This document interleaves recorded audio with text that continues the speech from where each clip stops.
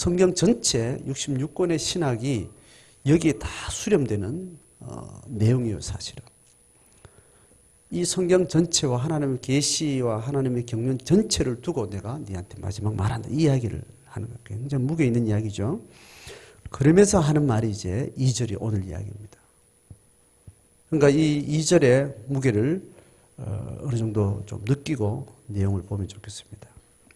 같이 하는 첫 문장을 상반절을 같이 읽습니다. 시작.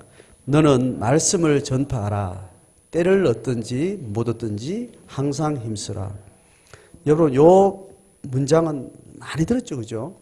많이 들었어요. 근데 2절 문맥이 어떤가 하면 말씀을 전파하라. 그렇게 이야기하고 말씀을 전파한다는 말은 다양한 방식의 말씀을 다루는 다양한 방법론 중에 가장 상위에 있는 이야기입니다. 그죠? 하나님의 말씀을 들어서 말씀을 중보자로서 이렇게 전파하는데 노래로 말씀 전할 수도 있고 삶으로 말씀을 표현할 수도 있고 강의로 이야기할 수도 있고 신학적 명제로 예술로 수많은 방식으로 삶의 언어로 글로 사람의 구술로 다양한 방식으로 하나님의 말씀이라는 것은 단지 그냥 언어가 아닌 거잖아요. 하나님이 자기를 계시하시고 하나님의 계시가 우리에게 주는 메시지가 있는데 그것을 어떤 식으로든지 표현하는 거예요. 그게 가장 중요하게 언어화되어 있고 정제된 경전으로 집약되어 있는 것이 말씀이라는 것도 되어 있지만 이 말씀이 흘러가는 방식, 전달되는 방식은 엄청나게 많은 스펙트럼을 가지고 다양한 방식이 있는 거죠.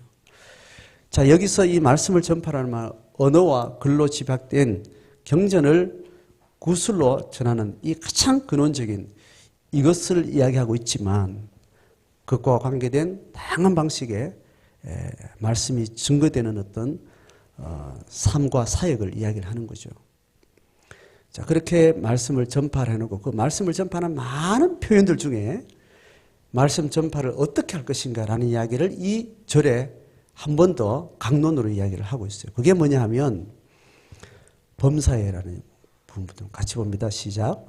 범사에 오래 참음과 가르침으로 경책하며 경계하며 권하라. 자, 여기서 동사를 쭉쭉 찾습니다. 그죠? 동사를 오래 참는다는 것, 그리고 가르친다는 것, 경책한다는 것, 경계한다는 것, 권한다는 것. 쭉 동사가 있는 중에 말씀을 전파하라는 말하고 가장 가까운 동사가 뭘까요? 예? 말씀을 전파하라고 이야기해놓고 말씀 전파의 구체적인 강론의 방식으로 말씀 전파하는 방식을 지금 동사로 쭉 진술했는데 이 5가지 중에 가장 말씀 전파하는 것하고 가장 가까운 동사가 뭘까요? 가르친다라는 이 말이 가장 근접한 이야기이죠. 그리고 주변에 오래 참는 것. 오래 참는 거는 이걸 말씀을 가르치는 것하고 사실은 상관이 없는 것 같은데 그렇지 않은 것 같아요. 그리고 경책한다, 경계한다, 권한다는 것은 말씀을 가르치는 그 실제 속에 또 부수할 수 있는 여러 가지 행위가 될 수 있겠죠. 그죠? 자, 어쨌든 2절에서 사도 바울이 말씀을 전파라는 이 언명을 가지고 목회자가 성도를 영혼을 다루고 공동체에서 교회에서 한 사람 한 사람 성도들을 세워가는 중에 하나님의 말씀이 그들의 삶이 될 수 있도록 전파하는 것을 어떤 방식으로 하는 목회적인 어떤 관점에서 이렇게 몇 가지를 이야기를 하고 있는 겁니다.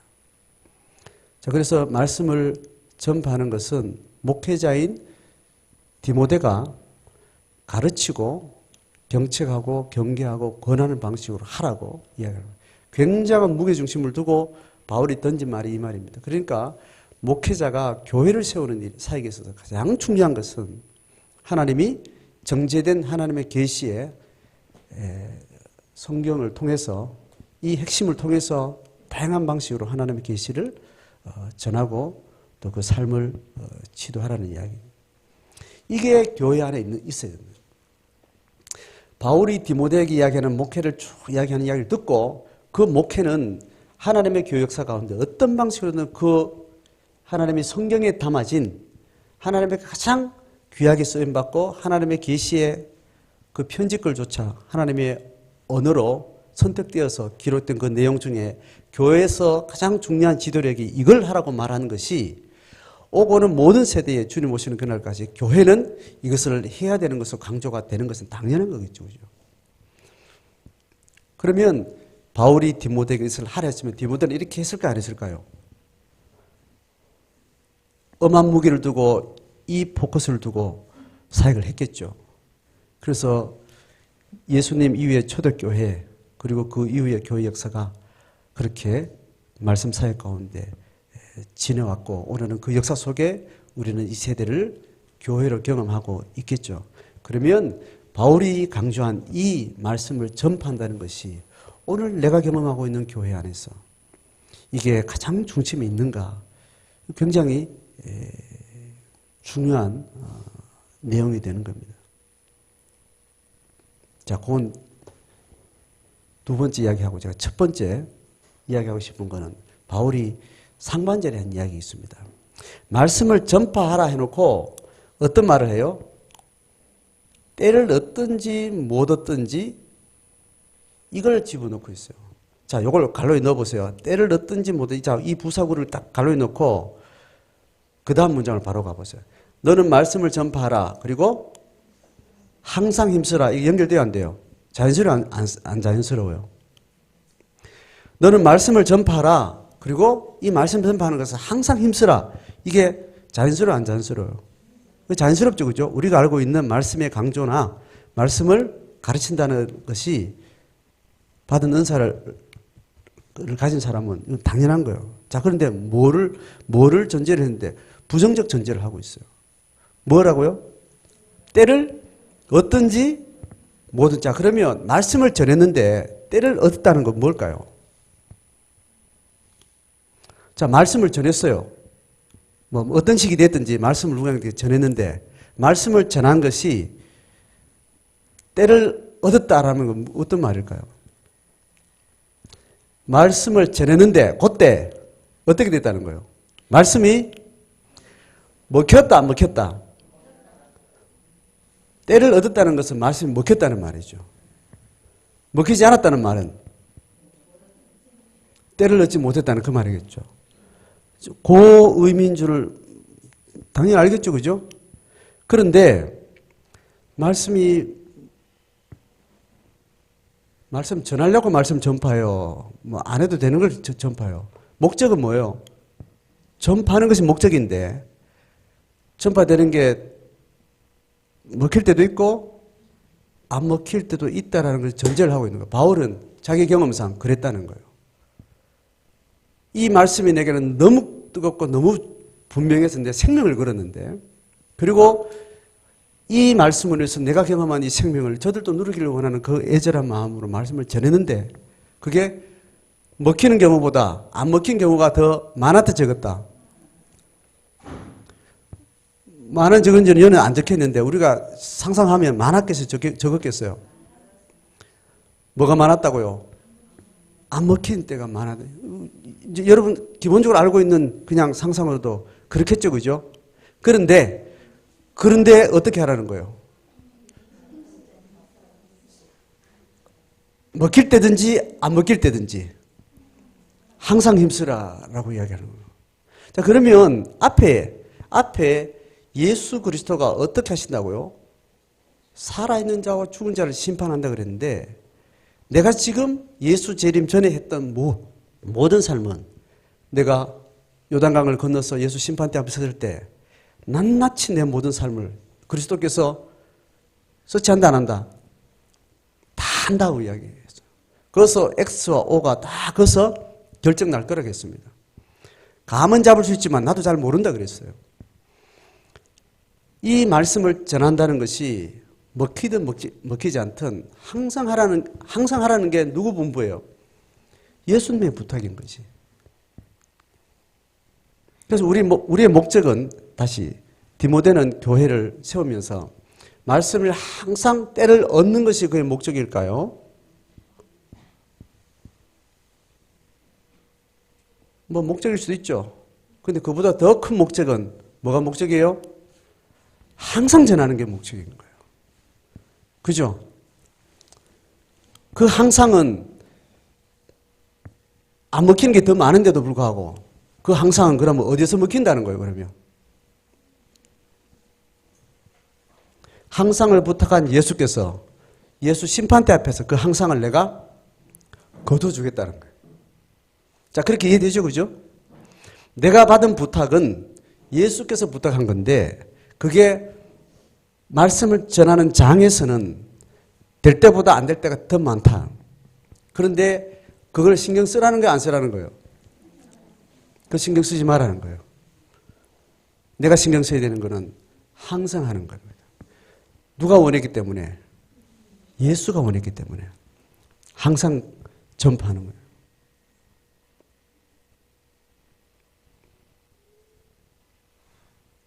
말씀 전파가 목회자만 있는 게 아니고 모든 은혜를 받은 사람이 하나님의 말씀에 영감 받은 사람은 다 삶으로 말씀을 어떻게 한다고요? 증언하는 거예요. 말씀을 하나님 주신 사랑을 삶으로 전하는 거죠. 그 전하는 것이 받은 고백대로 받은 은혜대로 내가 주께 드리고자 하는 그 마음대로 그것이 먹혀요, 안 먹혀요? 그죠? 안 먹힐 때가 더 많은 거예요. 예수의 약속은 뭐냐 하면 먹히든지 안 먹히든지 네가 받은 은혜에 합당하게 항상 살아내라고 해요. 항상 주님 앞에 하라는 거예요. 주님의 무슨 주님 앞에? 심판대 앞에서 만날 그 주님 앞에서 항상 하라는 거예요. 그래서 그것을 내가 판단할 수 있고 내가 느낄 수 있고 옆에 사람들이 이야기할 수 있지만 그것이 첫 번째 우선순위가 아니라는 거예요. 네가 항상 그러고 있는지를 나는 원한다. 그리고 그것은 언제 확인하겠다는 거예요? 다시 왔을 때 내가 확인하겠다는 거예요. 자, 그래서 뒤에 이제 말씀을 전파하라는 것에 강론을 이야기할 때 뭘 달고 있습니까? 범사예요. 항상은 시간을 이야기하지만 범사는 공간을 이야기하는 겁니다. 전 영역에서 전 영역에 존재하신 하나님 앞에 산다면 시간의 전 영역과 공간의 전 영역에서 하나님 앞에 말씀을 전하고 말씀 앞에 서는 것을 얘기를 하는 거죠. 그래서 우리를 배려해서 하는 말씀이 하나 있는 거예요. 뭘까요?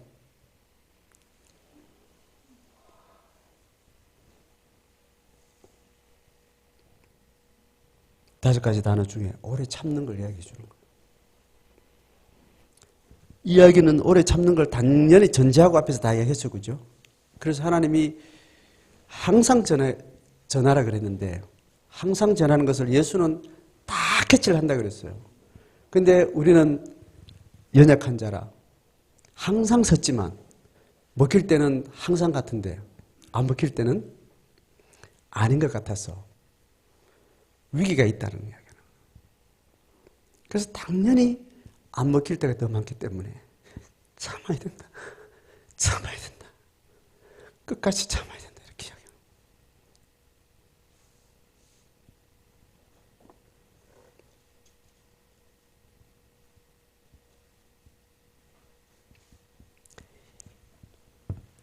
어떤 인간들 살면서 그죠? 살아가면서 참지 않고 한순간들 살 수 있겠습니까? 예수 없이 사는 일반 죄인도 인생을 산다는 것은 참지 않고는 그 시간을 지낼 수 없는 것이 인생이에요. 삶인데.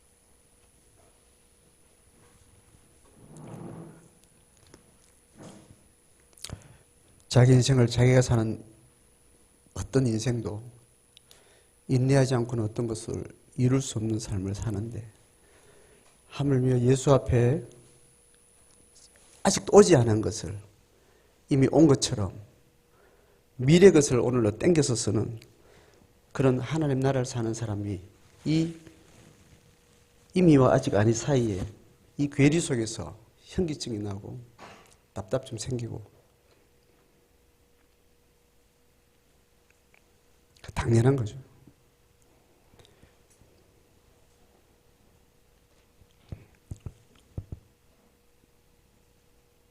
하나님 우리에게 오래 참을 수 있도록 권하면서 어디를 집중해야 되는가 하면 먹히는 것에 집중하지 마라.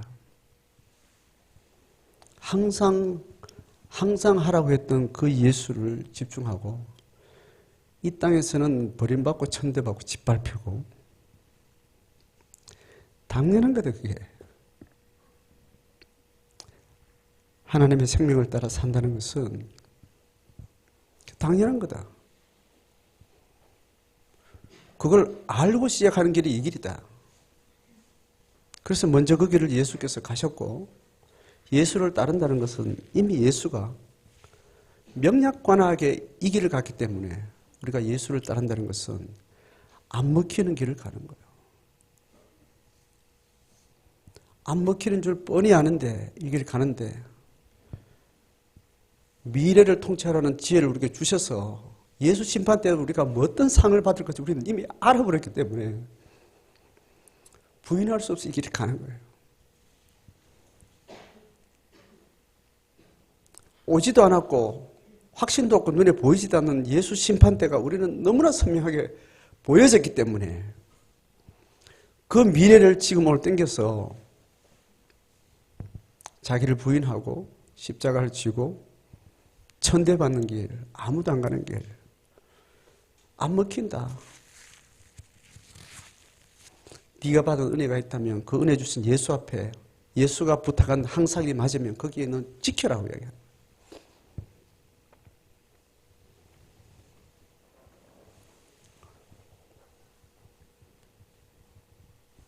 그래서 인내할 수 있는 힘은 오실 예수를 명확히 보는 겁니다. 오실 예수를 명확히 봐야 되지, 오실 예수가 지금 이 시대에 때를 얻느냐 못 얻느냐는 그건 하나님 몫이에요. 대부분이 하나님의 때를 얻으시는 방식은 뭐냐 하면, 당사자가 자기 세대는 다 목을 침몰당하고 침뱉음을 당하고 버림받고, 그렇게 했던 핏자국 위에 하나님이 그 기회를 가지고 하나님의 때를 취하시는 거예요. 아주 잔인하신 거예요. 피 흘림이 없으면, 하늘에 썩음이 없으면 하나님이 한 터럭도 하나님 쓰시지 않겠다고 작정하셨기 때문에 얻지 못하는 때를 항상 하라는 그 하나님 보고 그렇게 가는 그 걸음을 통해서 하나님이 하나님의 때를 취하시는 거예요.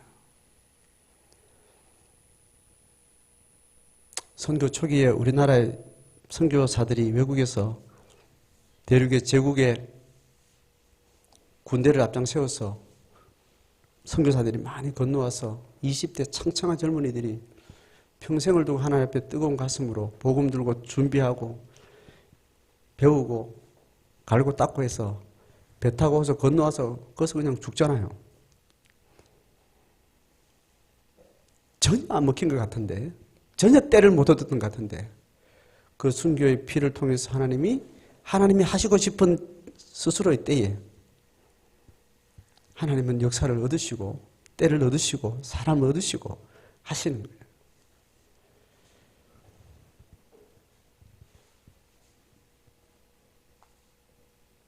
교회는 그렇게 말씀을 다루는 것입니다. 교회는 그렇게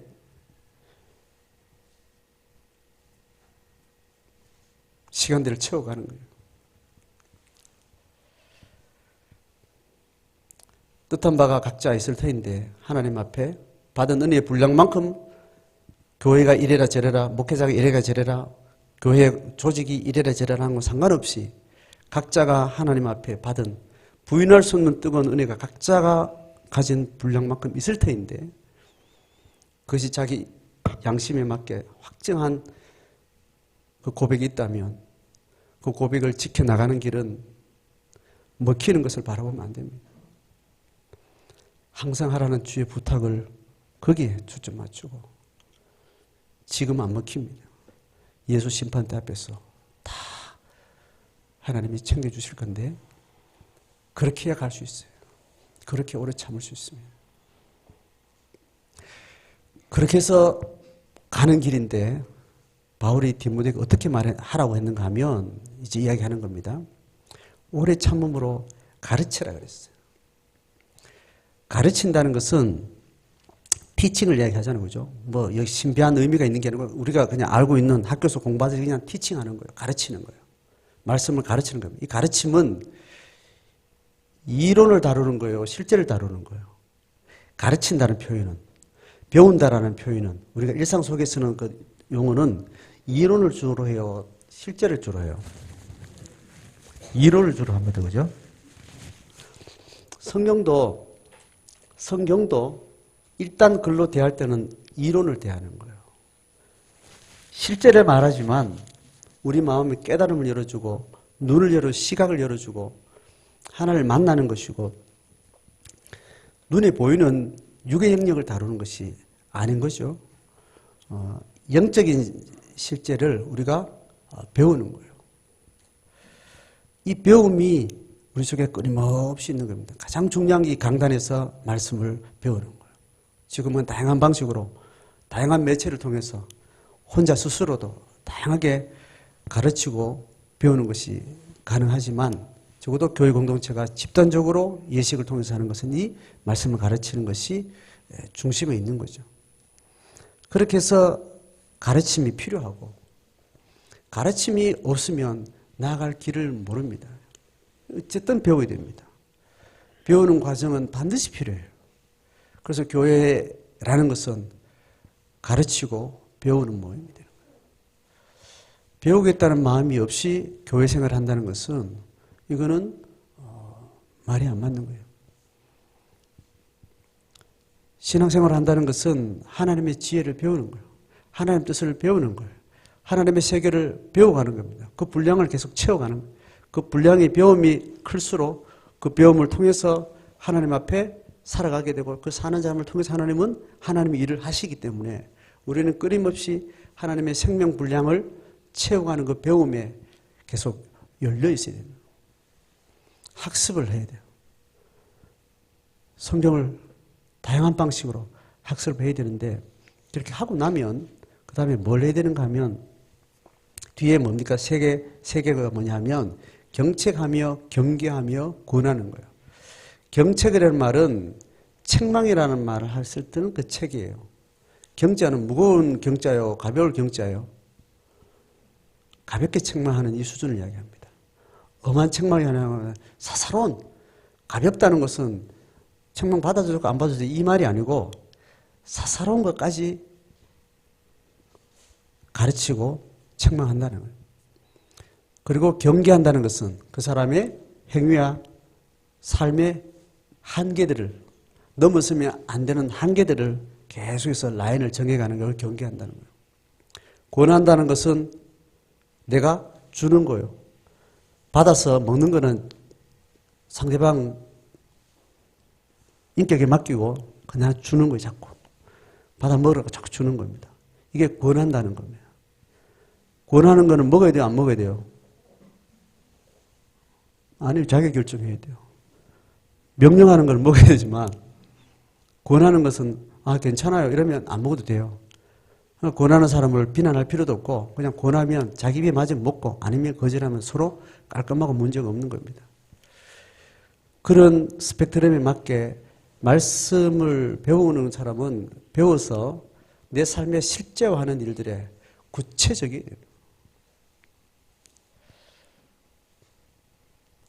경책이 없는 모임, 권함이 없는 공동체, 또 경계가 없는 삶, 이런 것들이 교회를 병들게 하고 신앙의 은혜는 있는데 삶의 역사는 없는, 경건의 모양은 있는데 경건의 능력이 없는, 영적 진보가 없는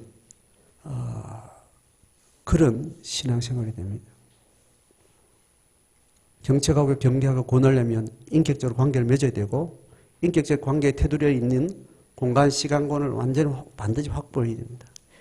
경계하고 견책하고 권하는 것은 이 정도의 예식 예배로 충분할까 안 충분할까요?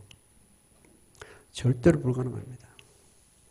개신교가 부교로 다시 돌아가는 방식은 부교가 했던 이런 예식의 방식에서 끝을 내는 거예요. 삶의 실제로 들어가지 않는 겁니다. 기분 좋고 적당한 거리에 가까워지지도 않으면서 도망가지도 않는 기분 좋은 자리에 계속 머물러 있도록 그렇게 두는 것.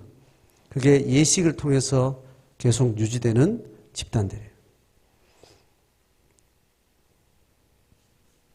찌르고 서로 찔러서 성령의 견책을 받고 하나님의 책망을 받고 하나님의 권을 듣고 해서 내가 경계를 어떻게 조정해야 될지, 내가 어떤 말씀의 순종을 실제화해야 될지, 이것을 치열하게 하는 것이 바울이 이야기하는 디모데를 향해서 이야기하고 있는 교회 목회라고 이야기해요.